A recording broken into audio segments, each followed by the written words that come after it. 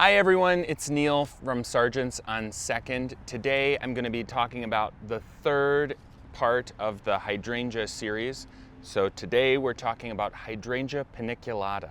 Paniculata is that the name means pinnacle, so think diamond shape.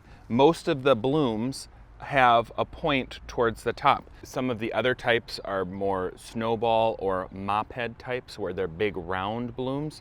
These blooms are certainly very full, but they're usually more diamond shape. The paniculatas are the most sun tolerant of the three varieties that we have here in Minnesota. And they can take full sun to part sun, so they're ideally looking for 4 to 6 plus hours of sun. They can be in that full sun on the south side or the west side of the house. Traditionally, paniculatas will start blooming right around July 1st, and then they hold their bloom very nicely. The bloom ages, in my opinion, much better than the other two types. As the blooms mature, when they first start to develop, they're going to be nice and green. As that bloom itself matures, they'll all turn white, and then again, as that bloom ages, they start to pick up patina, so they'll either pick up that deep green again, or pink, or red, or kind of ruby jewel tones as we move into late August and September.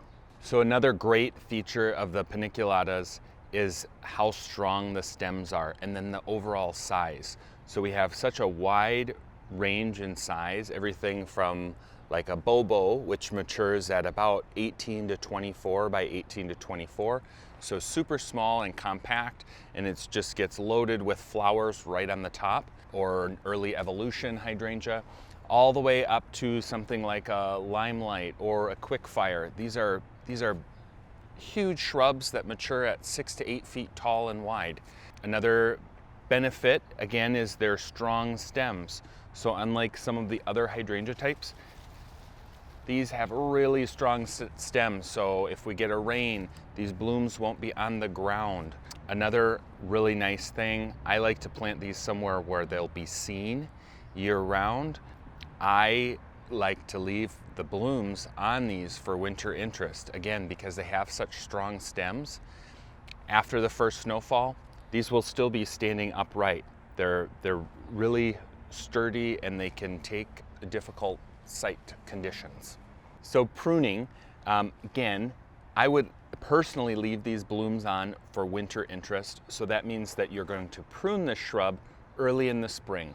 So on that first nice 50-degree day in April, kind of before the stem, the buds along the stem have started to open up and green up, that's when you'd want to trim it. So late March, April, maybe early May, but ideally you would trim the old blooms off before the plant starts growing in the spring. And that lastly, right after you trim the blooms off from last season, you would go ahead and apply just an all-purpose fertilizer or a tree and shrub granular, something that's slow release that will feed over the course of 2 to 3 months.